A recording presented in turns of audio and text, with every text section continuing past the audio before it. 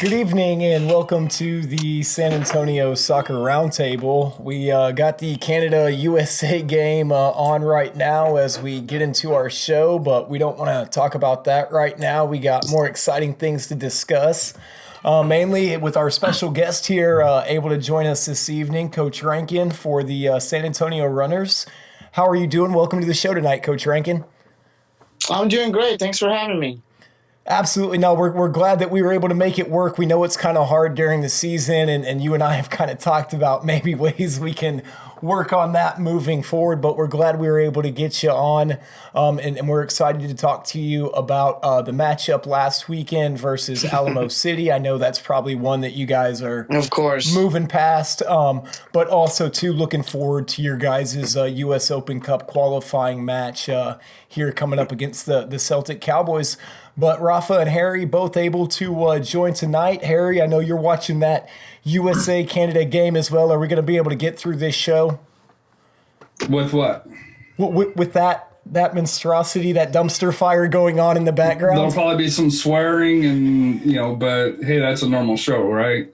Unlike our last episode when, my wife's like, were you okay? Because I didn't yell at anybody. I'm not sure that's going to be the case on this show. And I'm not going to yell at Mason, of course, but. Well, we'll treat our guests nicely. Yeah, we won't bite Mason, I promise. But after Mason's gone, that's when.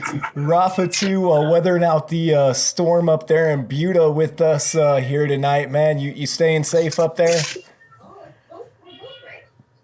Yeah, it's here live in Buda, Texas. So staying dry from the storms. So back on the road again for work. But I'll be back Saturday for the finale. Awesome. Well, we're glad to have you with us here tonight, and looking forward to seeing you on Saturday and everything. And we're going to get into some San Antonio FC news and everything. Obviously, their playoff race, hopeful or whatever coming up here in a little bit. But first and foremost, want to focus on the San Antonio Runners. Let's talk about just a little bit about that matchup on Saturday. Sure. I know you and I have been texting, and there were some lessons and things like that were learned from it. There at halftime, the score was still 0-0.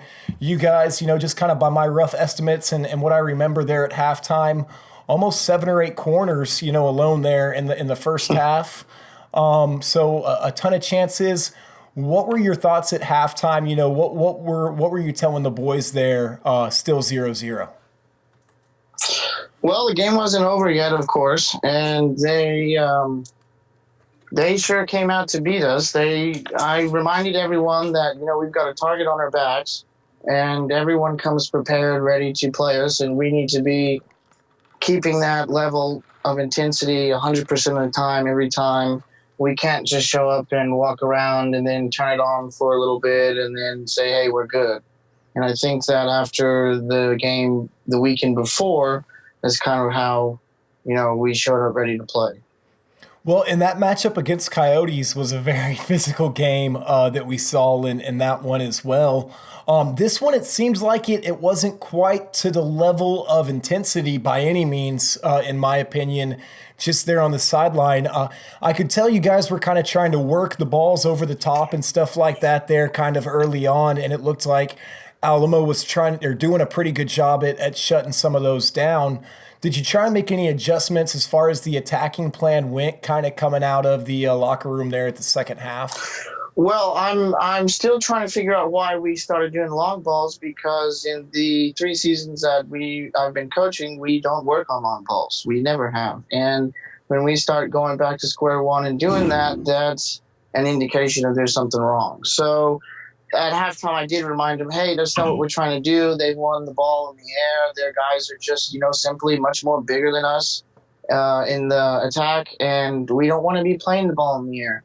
As you saw during the game, they weren't really able to possess or keep the ball among themselves as successful as we were in certain aspects of it while it was on the ground. And every time we put it in the air, we gave it away. So I didn't want them doing that, and I think second half we made some adjustments. They just weren't quite good enough, and when we had that second goal go in, that just messed with everyone's heads. Yeah, and I could tell you got Mikey a little bit more involved there in the second half. You know, you guys did a little bit better job at playing possession and everything. Unfortunately, you know, they were able to get that first goal in due to that penalty and everything there from outside the box. You know, was that something that you felt like kind of hurt your guys' momentum, or was that something, because you guys have gone down by a goal before, and typically that kind of fires you guys up to come back? Well, I don't really think it hurt our momentum. I don't think we had any momentum. That was the problem. I went back and forth. The thing is, just like you said, when we go and get scored on, most of our guys have just felt that we don't need to kick it up a level, because all we need to do is just continue to play and we'll get the goals as the game goes on. And that sense of urgency wasn't quite there. And as it picked up more and more when we got closer to the end of the game, it just got deflated after that second goal. And that second goal, just an unfortunate, you know, kind of mishap or whatever there by the keeper. You know, I know the final score was 2-0, but John and I were talking during the broadcast about, you know, that seemed to be one of those that might have ended 0-0 just because of how well both defenses were playing, and outside of those two opportunities. And I know you guys had one off the post there from your defender from Nigeria and everything on corner kicks. Yeah, I think it's very important that, you know, we lose early on like we did against Waco last season. It's a great wake-up call, and our guys need to understand that if we're trying to go places further than Heart Division and do things and get people noticed, we're not competing only against the people next to us, but we're competing against the people we haven't played yet. And that's definitely the case for the Open Cup. We don't play the Celtic Cowboys in regular season, and they're a lot bigger and much more physical. We've played them last season in Open Cup, and we learned of that as well. So it's a good thing to change that mindset early on, especially the week before the second qualifying round of the Open Cup. Absolutely, and let's get into that Open Cup a little bit, Harry. I want to kind of give you the floor to ask Mason some questions about that matchup coming up here against the Celtic Cowboys, so go right ahead. And I think we just lost you, Harry. I know it'll just be a second. There we go. Yep, you're good. Is it better? Okay, sorry. I do. That's okay. To me, what I was going to say is the biggest change from last year, this year, is last year I believe you were on the road up in Austin.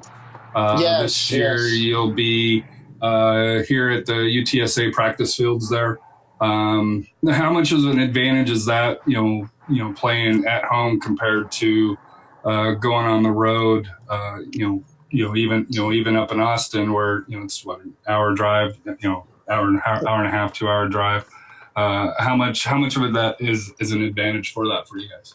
Well, it would have been an advantage last season. I don't think it's an advantage this season anymore. The reason for that is because we just need to – it doesn't really matter what field we're on. We just need to show up and take care of business. And we're no longer training there at the UTSA fields, so we're only playing the games. And it's a little bit – it's definitely a lot larger field than the one we train on. And it's flatter for sure. So – the ball moves a lot quicker, and, you know, I don't really want our guys to get too excited about where we're playing, that, we're playing at home, so it'll be easier, because, you know, as you've seen from last season and this season, we tend to show up more confidently at home than we should be, and I'd like to change that. So I think this is a good start and indication of changing that attitude. Go ahead, Rafa. No, go ahead. You have other questions, Scott? No, well, not in regards to the Open Cup matchup here against Coyotes. You know, I just wanted to say that you know, obviously we're looking forward to that and to that run. And I agree with you, man. I know we were kind of talking about, you know, hopefully this being a wake up call for your boys and everything. So how are you guys kind of preparing for that matchup? Walk us through a little bit of just what y'all's week looks like kind of leading into that. I know you're out there at the practice everything field. went out the door today because of the weather. So we've had to relocate. That took us a little bit of time to figure out where we were going to go. Our backup plans were closed due to the lightning. We can't go train where we normally train today because they closed the fields due to lightning. So we're going to be indoors, and we're very limited with what we can do indoors with the space that we'll have available. Gotcha. So it's kind of just being flexible at the moment. We need to continue to work on passing, possession, and being able to take knocks with the ball, not get knocked off the ball, and be able to knock people off the ball. So that's what we're going to be working again with this week to prepare for the Cowboys, because they can take knocks and they give them for sure. Are you expecting to is Kyle Miller there for goal for the matchup this week, or have you made up your mind on that yet? Yes. Gotcha. So he'll be playing. Well, like I say, Coach, you got a lot of talented players. I mean, I know it was exciting seeing Adrian back out there and everything, and it's just an honor getting to know some of the guys and stuff like that, and being a part of the broadcast there with Wizards Broadcasting. And I just wanted to say, man, that you're doing some great things here in the Hart Conference. And just out of curiosity, that matchup against Alamo City over there at their fields, getting back to that Hart division, is that a rematch that you guys are looking forward to? Absolutely. And that'll be December 7th. I believe that's your guys' last match, right? No, you got one on the 8th there against Bell County. Yes, I believe that one's the last one. Assuming that the schedule is correct.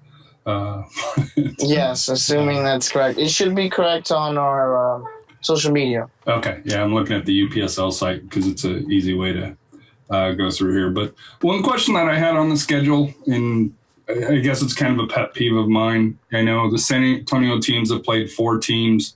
The Austin teams, Capitals, Coyotes, and Bell County have kind of played 2 games, pardon me.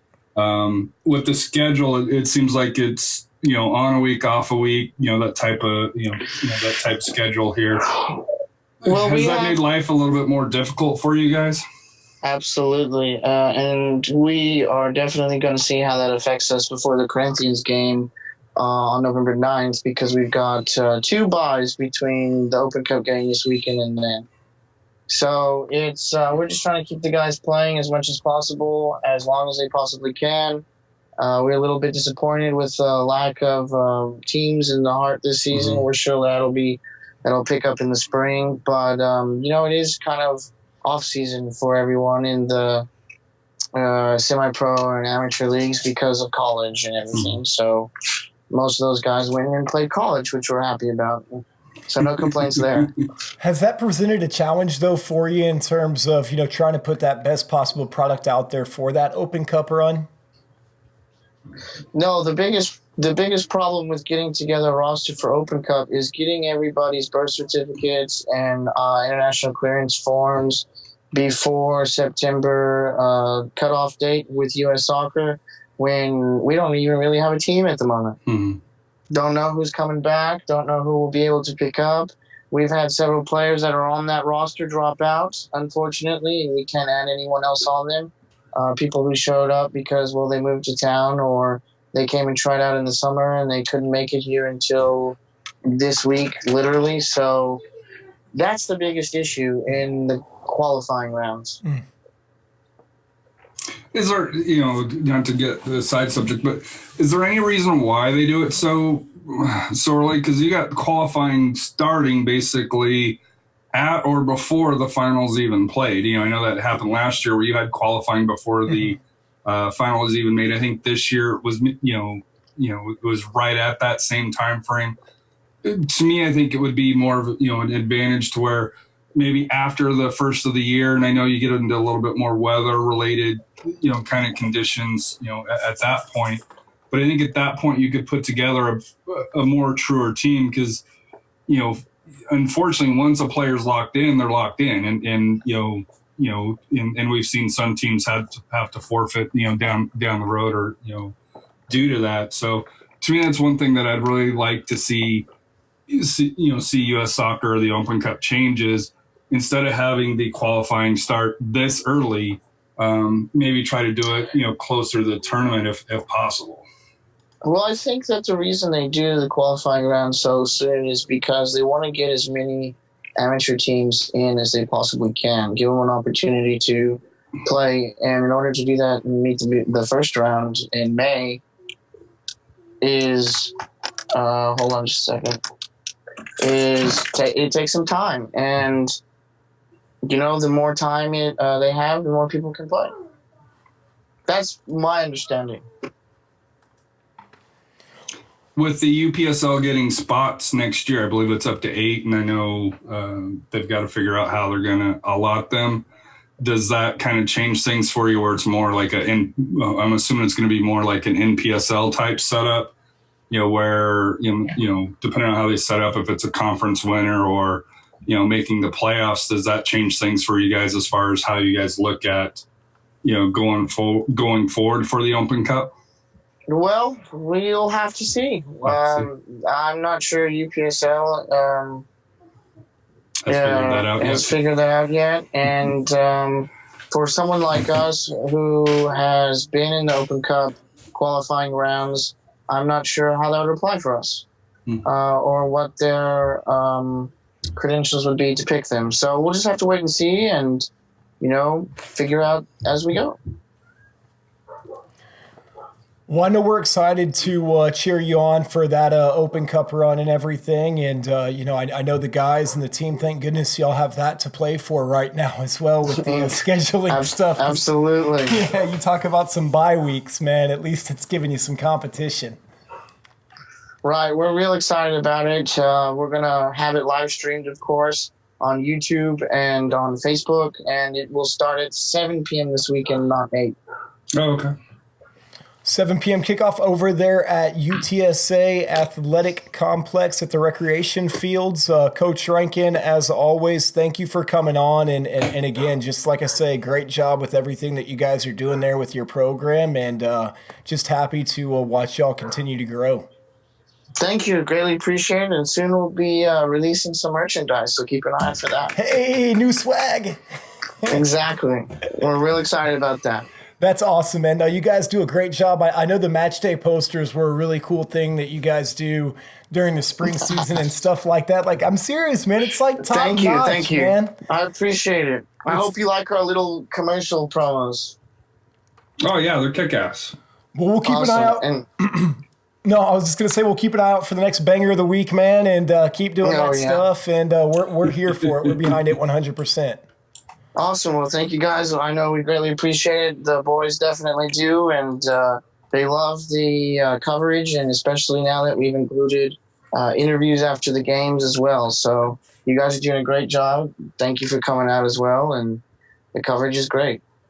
Awesome. Well, we'll see you soon, Coach, and best of luck in that match against the Celtic Cowboys. And don't go anywhere. We'll be right back to talk some college soccer and San Antonio FC. Awesome.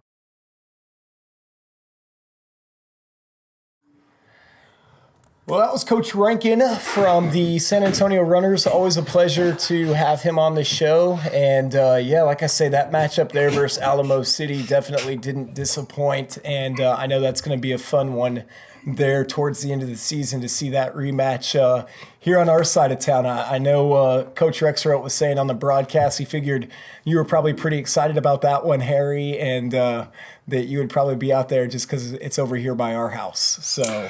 Yeah, I unfortunately missed it this past weekend. I went out to the USL Academy. Yeah. It was an awesome, I know Scott came out. It was an awesome event put forth. Unfortunately for SAFC, results weren't what you hoped for, I guess. But I think there was a lot of learning that took place, and especially where they were playing U15 last year to step up to U17 against some really good competition from, they played Phoenix. They played Orange County, which, from my understanding, was a collection of basically 4 all-star teams around the Los Angeles area. So, and we all know, California is very good at soccer, as much as we like to give them crap that Texas is better than California.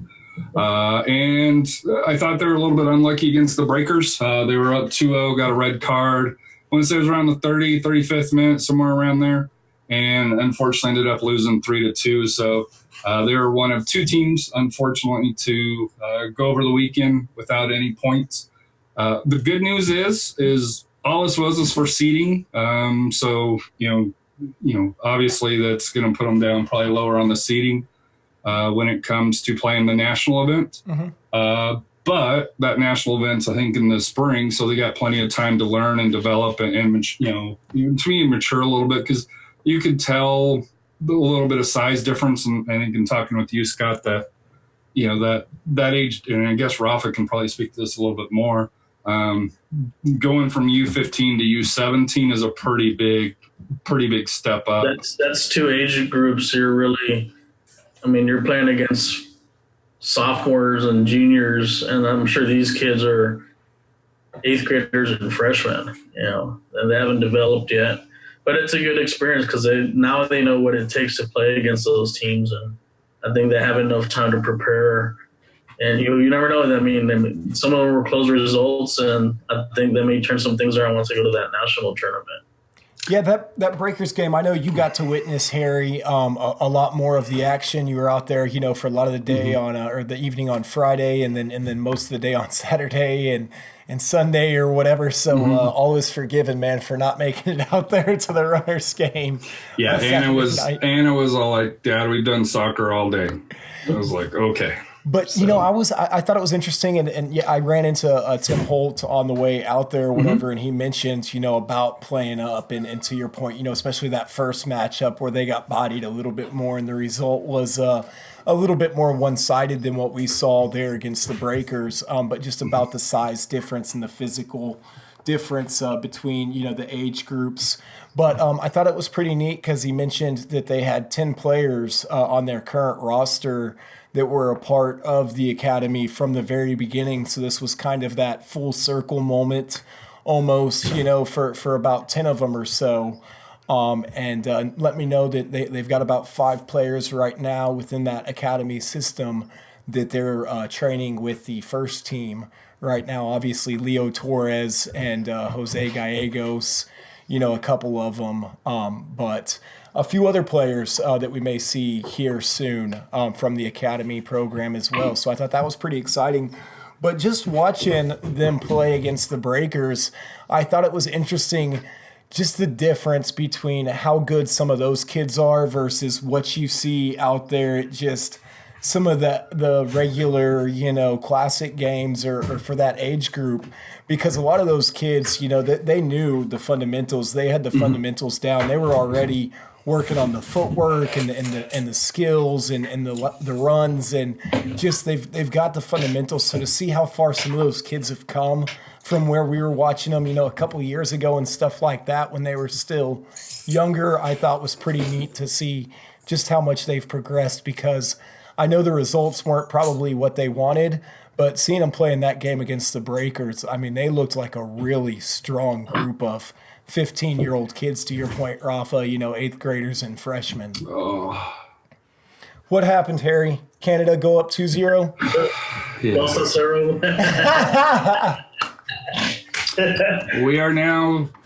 We've lost to Mexico, we've lost to Canada, so we're officially the worst North American team. Well, let's move on to some non-worst North American. I'm in a firing mood. Let's get rid of it. Let's sweep them out. You know what? Hey, let's do this. Coach Powell to the national team. I was going to ask, where's the national tournament going to be held for the boys? Tampa. Yeah. And that was the other thing that Tim Holt talked about too, is just, what an honor and a privilege it was to have been kind of selected for this event and everything. So I know that was an honor for them as well, just to host. I like to see them host like a big national tournament every year. I don't think they can, though. Something like kind of like the Dr. Pepper Cup, but do we have the facilities to do that? And the only reason I'm saying this, you can take this, Scott, because this is in your wheelhouse. No, I was just gonna say, outside of those first 4 fields or whatever, to really have an event, I know it's a big facility, but really and truly outside of those first 2 fields, the rest of that facility I don't think is nice enough to host an event like that. And, I don't know if it's just because they've got so many activities going on out there right now. Like, I didn't realize they had flag football out there on Saturdays and everything else. And, I mean, those fields are just getting a ton of usage. They're getting more now. Yeah. Because I was out there in the micro league, the SAFC micro league was wrapping up. Okay. And these guys pay $100. I think it's $100 for their kids to play. I think it's up to age 10 and, less than that. Because I know AJ and Anna just missed it before they're here. And people were complaining, why are we paying $100 to play on dirt? And Scott can attest to this playing, and I can understand, hey, maybe a rec league, you're not getting the best fields. But if you're signing up for the SAFC, micro league where you're paying money for that, to me, and that's a representation of San Antonio FC, more importantly, it's not leaving a good taste, in the time frame that we were out there, to where, you can go to, Alamo City and the fields are better over here, at the Alamo City complex. Yeah. And also too, I don't know, I know, and because like you say, we play on Sundays out there, and that's why you're just saying it. It's like I sent you guys that video. It looks like a sand volleyball court almost, and that's like Canada just won the World Cup. It looks like here they're celebrating like they won the World Cup. But I'm sure they can partner up with other clubs, like with Classic Elite and Alamo, to use some of their facilities. Games at different sites. And have games at different sites. So here's a question for you, Scott. Were you born in 1985? 86. 86. So in your lifetime, Canada had not beaten the U.S. until tonight. There's a first time for everyone. Why does that even surprise you, though? I mean, like, since 85 was the last time that they won. So my lifetime. So they're gonna be pumping the Molson Ice in the locker room right now. The Molson Ice. But no, sorry, it's just, Scott. Sorry, man. You keep throwing me off my game 13. here, Harry. I was 13. And I'm an old guy now. I told you turn that stuff off, man. I said you wouldn't be able to do it. Oh, but no, and that's I to their point though. I do know that our second game got canceled because of a water main break, and when I was out there for the game before this past weekend, they were watering those first two fields, and the whole parking lot was, well, not the whole parking lot, but there were like 4 rows over there that were flooded because it's like it was leaking water, but they still had to do it to water the fields. So I don't know if there's some kind of bigger issue right now with the irrigation system out there where they're not able to water like 3/4 of that complex outside of those first 2. But I know they canceled one of our games because of some sort of water main breakage. And then the next week when I went out there, you could see just water flooding the parking lot. You know what I think it is? I think it's money. They're cheap on paying. Well, I missed that too. The county, right? The It's county money. owns fields. Yeah, it's the city and county that owns the fields.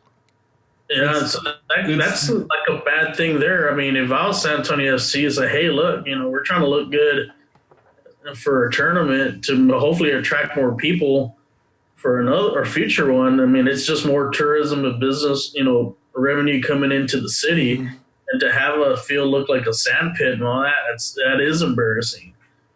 I think that's something that I think the SAFC needs to sit down with the city and see, hey, we need to do something that can prevent this, present ourselves, say, hey, look, we're a first-class organization.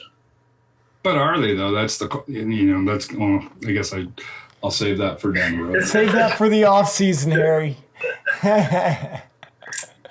Well, that's the Academy Cup, and I don't think anybody will really knock anything that San Antonio FC has going on right now with those boys and everything. So it'll be exciting to see them continue to develop and everything else. I know that was a pretty exciting tournament, and Harry even got a free scarf out of the deal. So I thought that was a pretty sweet Academy scarf, so it never hurts to get a new scarf to add to your collection. Yeah, I didn't know that they were running a contest, if you tag the USL Academy Cup, and I got a message at the SAFC during the match here saying, USL HQ sending me a message. I was like, oh shit.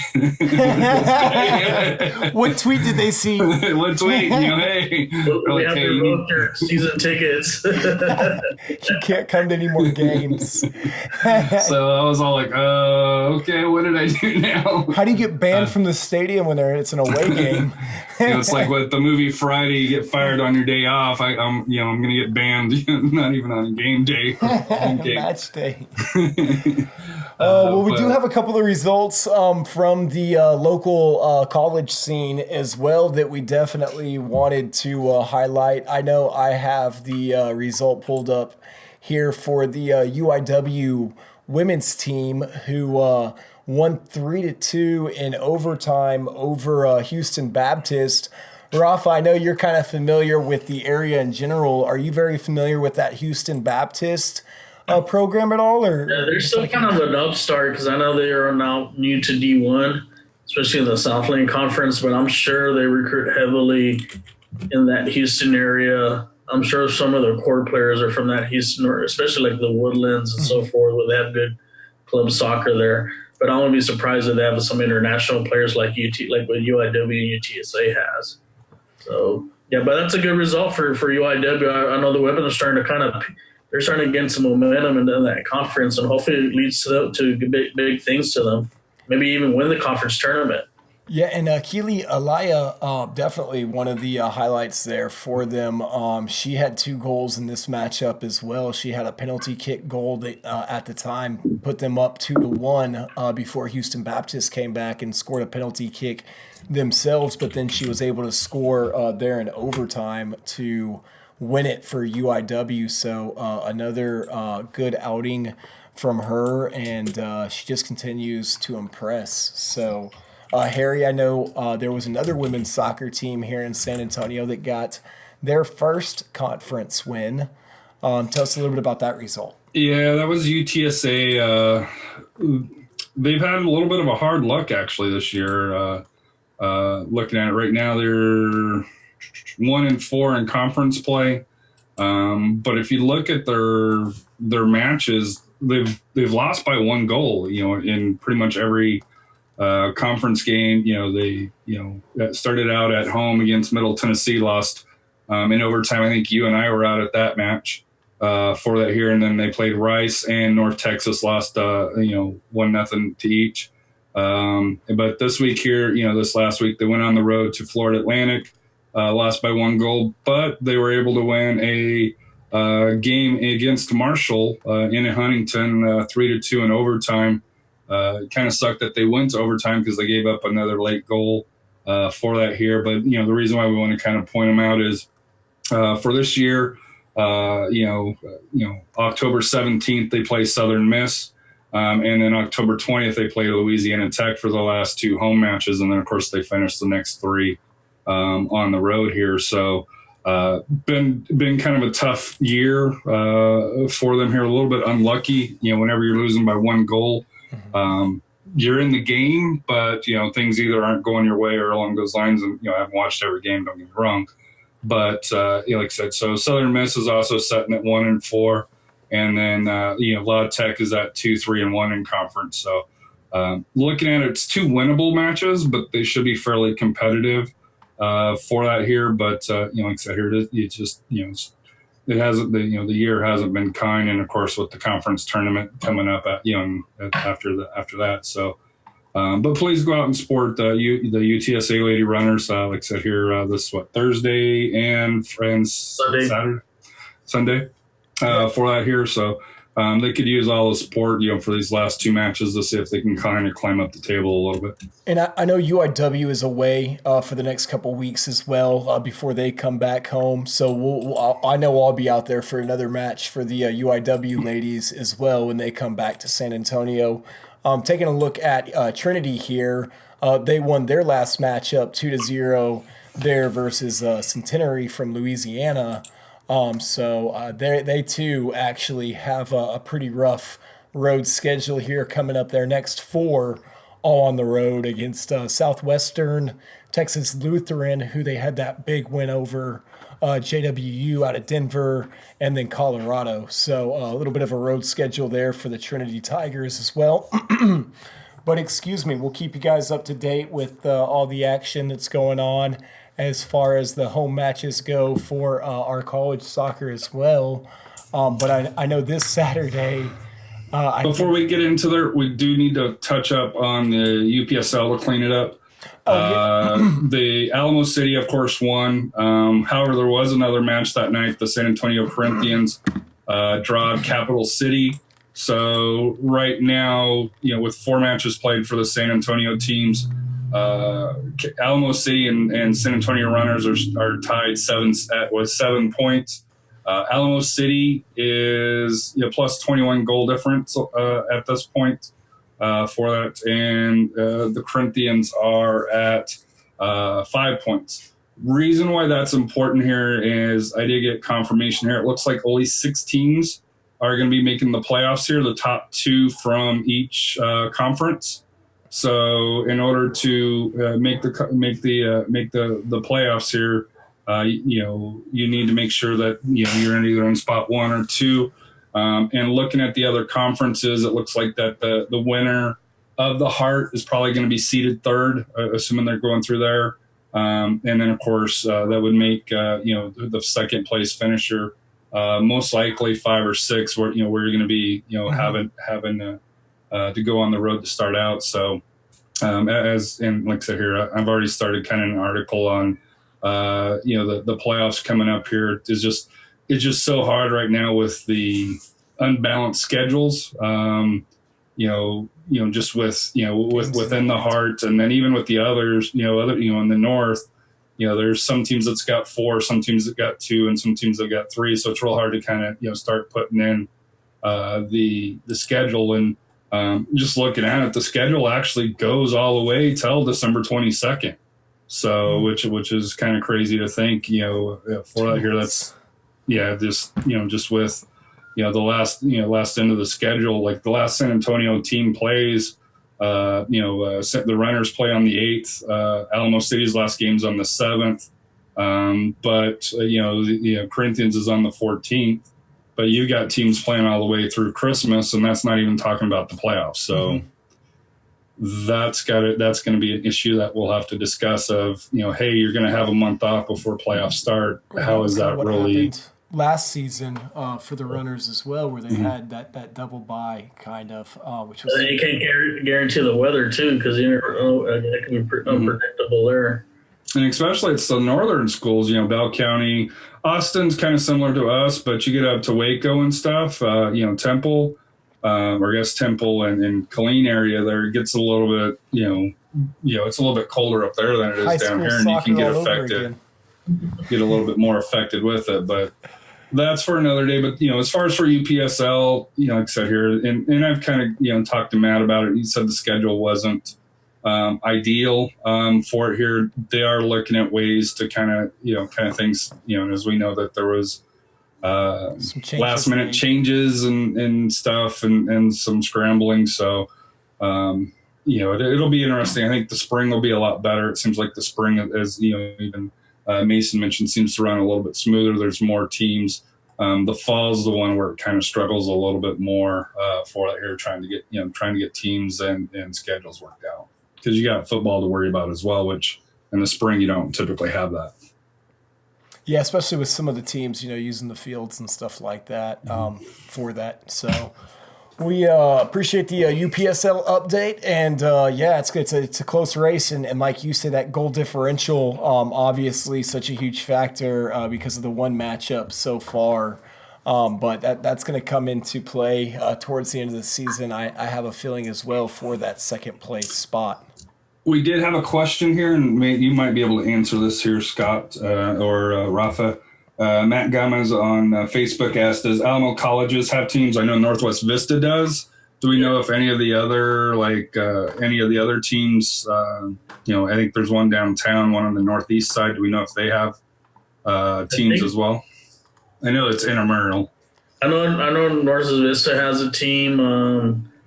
I think Palo Alto. I know they have some soccer fields out there. Gotcha. But I'm not too sure. So I've been to some Northwest Vista matches, and it's kind of interesting. We were just talking about that during the broadcast for the UPSL, how, outside of the NPSL team that you had in San Antonio a while back, it was the UTSA select team, the Northwest Vista select team.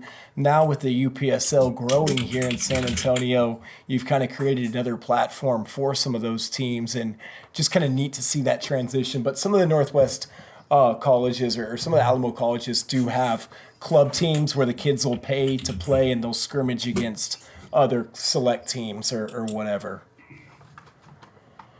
And thank you for the question. Absolutely, Matt. Thanks for the question. Now, as far as the main event, San Antonio FC, they live another day. They got a 4-3 win against Portland on the road in the Scott, kind of inquired, hey, Guzman coming back or not? And, well, he sure came back. Well, and I mean, to a lot of people's points, though, and, the gripe with Guzman was kind of that lost step is what the main gripe was. And you could see that, in a couple of those early balls before he got on the board where they were playing some of those nice through balls vertically up the center there, and he was, 50-50 with the defender on the ball. He was a step behind him almost every time. So, I mean, I think that's still a fair assessment and a fair point of Guzman. I'm just excited to see him back and scoring goals for San Antonio FC because it's always nice to have that additional weapon. And, we didn't think we were going to need every single one of those goals, I don't think, watching that game.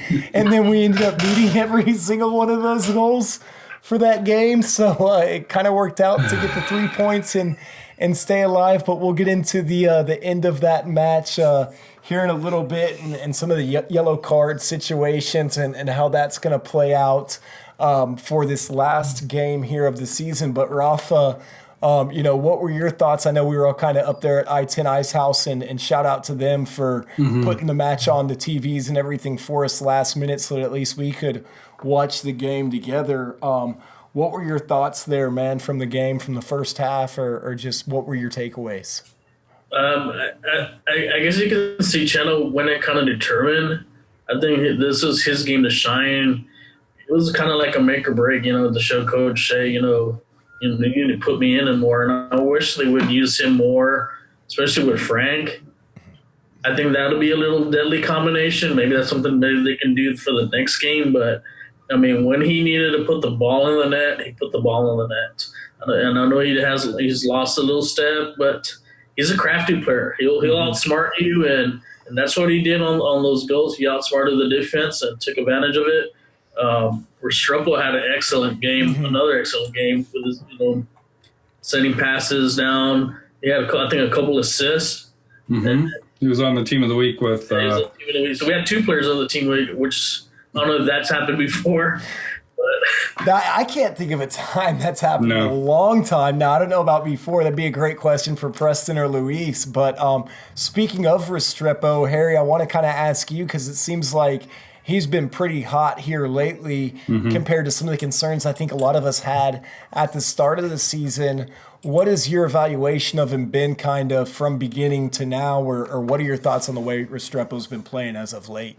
He stepped up. It's I don't think you can say anything bad about him. He's to me he reminds me of the last couple of years of Rafa, where you got that passion, that spark plug out there that busting ass up and down the field. Tempered gets a little bit of best of him sometimes, but that's how he plays. But he's a world class athlete, and he's shown that again. And to me, it'll be interesting, to see what Coach puts out this week here going against Colorado Springs. Just especially with Pirano possibly nursing an injury, do you risk that or against Colorado Springs, or because you have everything to play for, sorta. It's kind of outside of your control, but for that here. Well, absolutely. You got everything to play for, I think, in this matchup. So, I think if he can play, he will play. But only time will tell with how hard that injury was. Again, the back line kind of almost cost us that one towards the end. I know at the start of the matchup, they announced Yarrow was going to be out, and he's kind of been one of the stronger central defenders. Do you think Rafa missing Yarrow in this one contributed to any of the collapse that we saw there kind of at the end? A little bit, but really the mistakes that were made were a lot from the ACON side, especially those last 2 goals. And, Moises did well back there playing the back with the back 3. Green did well too, but I think the weak link out of the 3 starters has been ACON. And a lot of that's like little, I guess, just youth and inexperience. And he's given some bad passes that will end up, leading to some goals. And if you watch the tape, especially that 3rd goal, he just kind of handed to them there, and even the 4th one too. So and then also the big mistakes is our defense is giving up free kicks around the 18. We get killed every outside the box. And it was the hood again, right, with the foul? Yeah, the foul. Gomez with a foul on the outside of the 18. Excuse me, Gomez. Yeah, and he didn't need to do it though. That was he didn't, and we just get killed. I mean, that shot that guy took from Portland.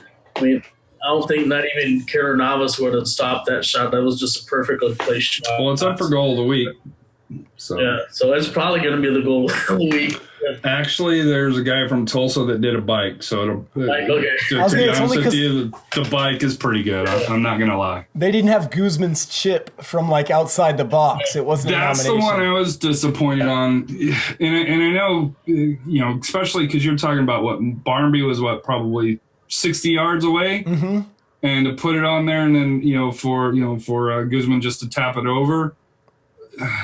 I don't know if there's a more beautiful assist and shot just like that here that SAFC's had. I'd have to go through and look at all the goals, but that's got to be right up there as far as when it comes to SAFC goal of the year. So I know Matt has a question here that we'll get into here in just a second, but I kind of wanted to throw this out there because I've been thinking about it. I don't know if it's just because a man crush on the guy or what. But the way Restrepo's been playing lately almost reminds me of the way Michael Reed was playing there towards the end before he went to Nashville, just in terms of being that attacking mid and kind of controlling that offense and always pressing forward. And to your point, Harry, just that intensity.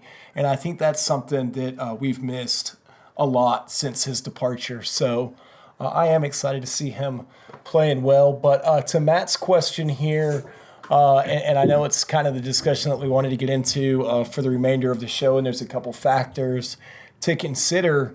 But he asked, do y'all think SAFC have a chance? So the scenarios are, and SAFC put out a nice little, where's if your AFC infographic, Harry? I don't understand why they're going with a draw and a loss, because if you're losing to Colorado Springs, if you're drawing Colorado Springs, you don't deserve to go to the playoffs. I'm sorry. They're still going to go, though.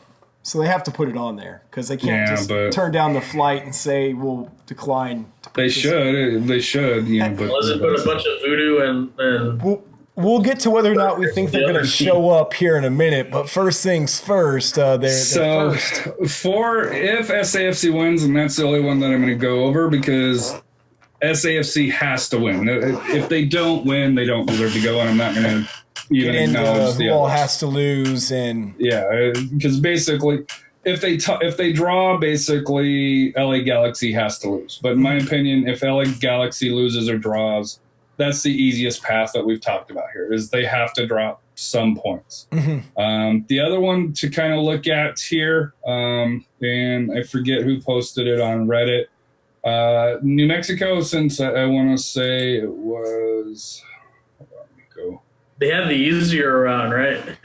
Because that but they have to win both. They have to win out. So if I was to tell you that, hold on a minute here, let me pull it up here.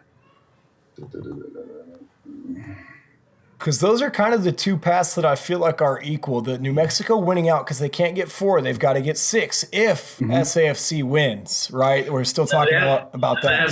They have Tacoma in the last game, so that's. So if I was to tell you this, who has more points since May 19th? And May 19th is, 4 months ago? Hartford Athletic or New Mexico? Who would you say has more points? Well, I'm going to guess it's going to be Hartford Athletic because you're going to It is. Hartford has 26 points. New Mexico has 22 points.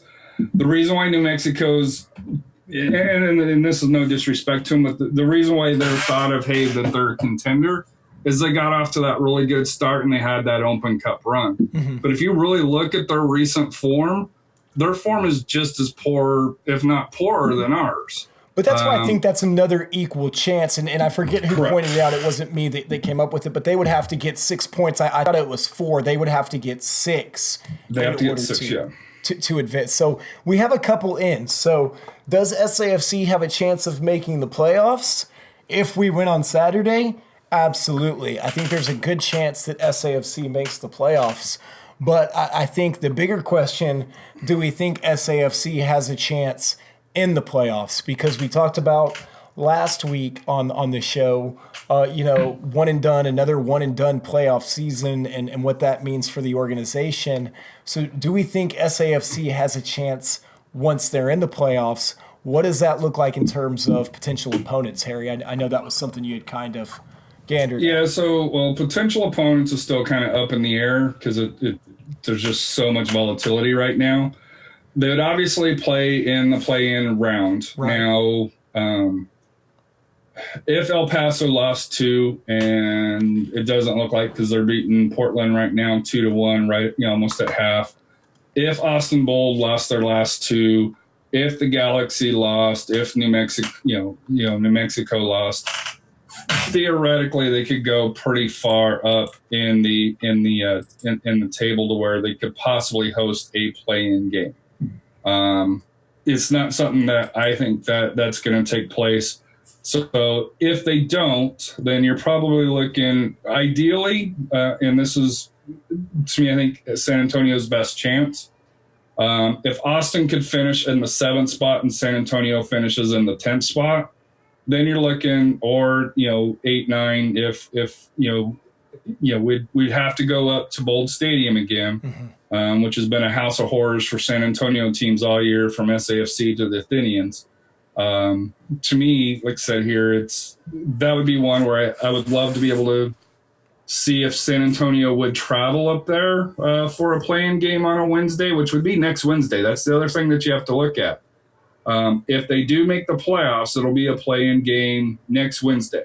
Most likely it's going to be on the road if they finished in 9th or 10th. Well, it's going to be on the road. Well, they have an outside shot, and if you really think about it, they still have an outside of hosting on 7 or 8. Now, everything's got to break right. Right. For that here. I think that's an interesting potential matchup there. Like you mentioned, Austin Bold could be a very likely scenario that we would face in that first matchup, and then the winner of that would potentially be looking at Phoenix Rising in that first round. Phoenix or Reno or Fresno, depending on how the number 2 seed works out. But I'm assuming San Antonio's getting 10th, and then so you figure the 7-10 would then face Phoenix Rising next 2 Saturdays from now, in Arizona. So do they have a chance? Sure. I actually like them against there, but we'll go back to Scott's tweet from a couple of weeks ago. San Antonio has yet to win 3 games in a row. I just leave it there. They have yet. Why are you going to bring that back? A delete tweet. Let me. So, basically, this would be, if they beat Colorado Springs, that would be their 2nd win. That 3rd win would either be in that play-in game. That's it, baby. See? We're destined. And they have not proven this year in 34 games, if that's the case, or actually 36 games, right? Because you counted the 2 Open Cup games too. I did. In 36 games, they have not proven that they can win 3 games in a row. So we're due. That's what you're telling me. I'll just leave it there. Harry always bringing Scott did the research. Hey, always. Would the scenario be like better? Would it be in the scenario be a lot better if, let's say, El Paso and Austin Bold lose out, and then we sneak in that 7th spot because of tiebreakers? Well, if you is that a scenario that could actually happen? If you could finish in 7th or 8th, I think then you get a game at home. But it could happen, right, Harry? I think it's a possibility because right now, I mean, if Portland can come back and win, Portland has to beat El Paso. Yeah, and Portland has to beat them. The Florida, and then Austin has to lose out. Right, Austin would have to lose out. Austin has to lose out. The kind of fly to that though is LA and El Paso play that last game. So you would have to have, so if they went up, that'd be 48 points. So it'd be close. I don't know if they can quite get the 7th spot with El Paso. And probably the best we can get is 8.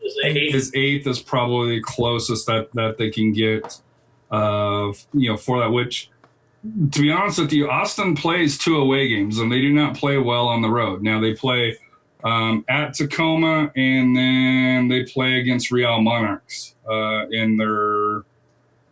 they play against Real Monarchs on the road, and then at Tacoma for their last game. So, and Tacoma's a little bit better team than obviously than what we've seen here recently. They just roughed up Fresno after roughing up us. So it is possible that they could win. It would be an outside shot, but technically speaking, we can equal as many points as Austin Bold. We have a +5 goal difference. They have a +3 goal difference. Mm-hmm. And especially if they lost 2, you figure that those points would go down. But more. All they need is a point. And to me, that's getting more into the weeds than what we probably need to. Right. The easiest thing that SAFC needs to do is, number 1, beat Colorado Springs, which if they don't, that means that SAFC will have only took, I think it's 4 points, I think is what I've said here. Of the table. Against the bottom 3 of the table. Mm-hmm. You don't deserve to go, in my opinion. If you do get the 3 points, New Mexico, except here they play Tacoma and they play the Lights, which both are on the road, which both of those teams do struggle. But the form for New Mexico isn't the greatest, so there's a possibility, if you could get a tie, because that's all they need is a tie. Draw. All you need is a tie. And then El Paso and the Galaxy. If El Paso is a semi-Texas team for that here. So, hey, if they could continue to win, like I said here, I wouldn't mind them taking out the Galaxy. The only thing is that it is on the road for them. So, tie for the Galaxy probably will eliminate them if we win. Yeah, they have to win if we win. Because right now the Galaxy are at 45 points. We're at 44 points. So if we win, we go to 47. They have to win to get to 48. Mm-hmm. And, the bad thing is the Galaxy will know what they need because our game will probably be wrapping up right about the time that theirs kicks off. So they're going to know, But it won't matter at that point if we've lost. You know what I mean? Yeah, if we've lost. Point. So they're going to be playing for a win, but they're going to be playing. I get what you're saying, though. But that's kind of a breakdown. So, I mean, to a long-winded answer, I guess, yeah, San Antonio FC does have a chance. And the one comment I think Matt made there was that, it's only the crappy teams that we seem to play poorly against. So to that point, I think we do have a chance if we're playing against, an Austin Bold and a Phoenix Rising and everything else to actually make a run. Now, I still feel like we're a strong defender away from being a playoff contender. But Kai Green stepped up for us, thankfully, in the matchup this past weekend as he's kind of continued to do. So we'll have to see if that back line, I think that's what it's really going to come down to. We can't give up 3 goals a game if we want to make a run in the playoffs. Well, the key is for Saturday is Frank going to be in the doghouse or are you going to put him into play?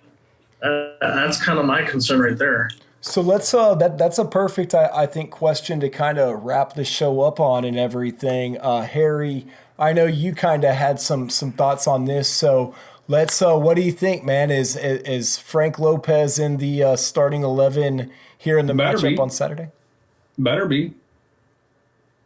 If he's not in, listen to me. The last game of the year with your playoff. To be honest with you, Powell's coaching butt is on the line for SAFC. If they don't make the playoffs, I don't see SAFC bringing him back. And it's nothing against him personally. Just it's a results business. You better roll out your best 18. You better roll out your best 11. And we know there's injuries on this team. Hopefully Yaro is going to be back. Pirano to me is the big question because he never really comes out. And when they did the immediate sub, to me it wasn't just it was something serious. A pull or something. Because he's took a lot of knocks this year. And he's always got up. He's never been subbed out, before, due to a knock like that. So now he is young, and I only know, SSNE takes really good care of their athletes and stuff like that. To me, like I said here, but Frank's got to be out there. Now the question is if Pirano's not out there, how you get him and Guzman on the line? Because, I know it's going to happen if let's say Pirano is out there. He's probably going to roll with Ever to start just because he had the 3 goals. I think that's a mistake because I think Frank's at this point for what USA is trying or not USA, but what SAFC is trying to do. I think Frank fits that. Hey, if you're going to bomb it over, he's got the speed to go and get it. And he puts a little bit more pressure on the back line. Absolutely. Rafa, I'm kind of curious. I know you talked about potentially that 4-4-2 there with Guzman and Lopez. And at the same time, what do you think Powell ever changes anything up? I mean, I think if you're going to stick to the 3-4-3, and that's what he's done, and if Pirano is out, my thing I would do is probably have play Ever up top and have Frank out and Restrepo on the outside. Have your speed guys on their outside. I think that would free up a little Frank from getting double teamed and see what happens. And then on the back and the mid fork, pretty much kind of have the same thing. Pekka, LaHood, Barmby, and then maybe you can put Gomez there in the where Pirano would be, or you're going to go in with Rafa with experience. That's a possibility, especially on a big game. I think Rafa could be. Having that leadership, having that out there to kind of direct. So those are 2 options there. And then I guess depending on Yaro's injury, probably see Moses back there in the back 3 again. You need all hands on deck. Yeah, I think that lineup would be, up front with Ever, Restrepo, and Lopez. I think that would cause a lot of problems for the Colorado defense because now you won't be able to double team Lopez because if you do that, Channel's going to knock those goals in like he did the last game. I think the tough part about that, though, is who do you pull out? Because I would say to throw Guzman and Lopez back up top, you could pull out Gomez, but Gomez has actually been playing pretty well here lately. So it's like, you can start Gomez and then just have Rafa come in as a sub. I mean, I guess you can put Gomez on as far as an outside wing for the midfield with Barmby, and then just have LaHood and Pekka in the middle. And you should be fine. You should be fine there. And then just throw Lopez and Guzman up top. Yeah, with Restrepo, yeah. And go with a true 3-4-3 because they really haven't been playing that. Because you're going to have speed on the outside, and I think that's what we've kind of been liking a little bit. Mm-hmm. But this frees up Frank, especially when he gets the ball 1v1 on the outside. He beats one guy. Well, guess whoever's that last defender, he's going to have to choose either do I stay with Ever or do I go? And that's the situations that we want to create, kind of like mismatches, especially against Colorado. I think that's probably the lineup you're going to have to go with, kind of win it all or go home. That's what I think he needs to do for this Saturday. And I do think that San Antonio needs to get out to a hot start because the longer this game stays 0-0, the more Colorado Springs is going to muddy it up and let's be honest, the more the crowd's going to get a little bit more fancy. Quiet. We'll just. We cannot go down. I said we have to score first. We cannot go down at all. If we go down, we're not going to win. I don't know if that's true though. I get where y'all are coming from, but San Antonio is that team that can go down and go when they're playing well. They can bounce back. You know, we've seen it before, even when the crowd wasn't involved. This team, for whatever this year, seems to rally a little bit more around each other, and maybe not as a unit, but in their individual cliques, you know, or whatever. Because I know we've talked about teamwork kind of maybe being a problem this season as far as one whole unit goes. But these guys seem to motivate each other pretty well. So, but having a big lead's helped us. We except for the one debacle with the Toros. This one that we just had last week where we went up 4 and still almost gave it up and gave them 3. And we have to probably, in order, I guess, to win, we probably have to score 3 or 4 goals to win this. But let's get into some final thoughts. We'll have to see what Coach Powell comes out with and see if we can get an update here for Pirano as well, whether or not he's going to be healthy for this one. Wrapping up and putting a bow on the show, Harry, what do you got here? Yeah, so it's the last game. Regardless of what happens, please go out and support the team. It's the last game's always a special, bittersweet. And I know they're probably going to be on the road again. Also, if they are on the road again, I'm pretty sure we're going to try to see about having more watch parties at the I-10 Ice House. For here, we think it seems like a pretty good central location, and the staff and the owner really take care of us pretty well for that here. So and I know it'll probably be on a Wednesday. I'm not sure if SAFC is going to be having a watch party. If it is, it's probably going to be at someplace Twin Peaks. Twin Peaks. At one of the locations. The only place. And like I said, nothing against Twin Peaks, but like I said here, to me, I just found watching it more at the I-10 Ice House is a much better avenue for it. It's not family friendly, which is the unfortunate you just can't part. have kids in there because they are 5150 right. or whatever. It's more just TABC restrictions, not environment. So, but that's the only drawback on it. But most likely they're going to be on the road, unless it's in Austin. Well, if it's in Austin, and we'll be on the air before then. But let's pack Bold Stadium and give SAFC a second home game or a first home game in the playoffs if that is the case. Well, I think the storm's rolling in. I keep hearing the thunder and the lightning now. outside the window. But Rafa, what do you got for us, man? Final thoughts. Final thoughts is I'm looking forward for Saturday's game, and hopefully we do get a result, and the soccer gods, they come through, and some teams lose, some teams tie, and to all the fans out there, light your candles, sacrifice chickens or whatever you need to get us in the playoffs. So do not sacrifice chickens. I don't think we can say that on this show. But I think we have a good shot with Colorado. We just have to, set the tempo, get an early goal, and then just roll with it, kind of like we did last week with Portland. And I think we'll follow through with a win. And then hopefully, like say, I would love to play Austin again, stick it to them in their stadium, and see whatever happens from beyond that. As far as the playoffs, you never know. You could get hot with one game and end up being in the final.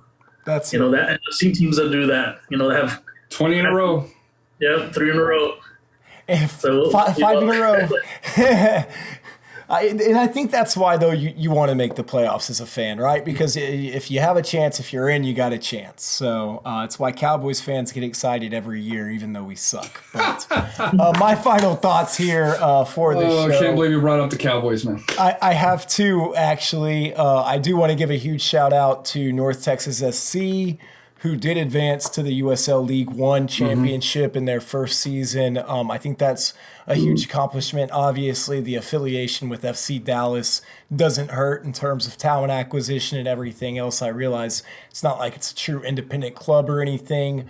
Unfortunately, Lansing not making it and then not coming back next season, which I know we'll talk about more next season because USL League One, Harry. I think that's definitely a good topic for discussion.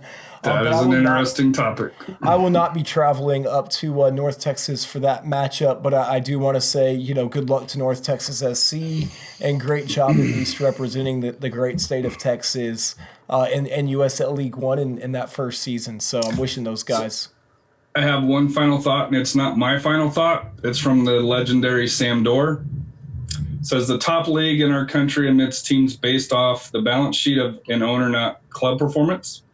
The federation schedules friendlies based on who and where we bring in the most money. Coaches are judged based off their coaching licenses, another generator for U.S. soccer instead of performance. And despite the above, we are all surprised at the results. Maybe it's time to realize this is who we are until we systematically change. Bam. Well said, Sam. Well said. And with that, this is the San Antonio Soccer Roundtable. What's life without goals like that? We out.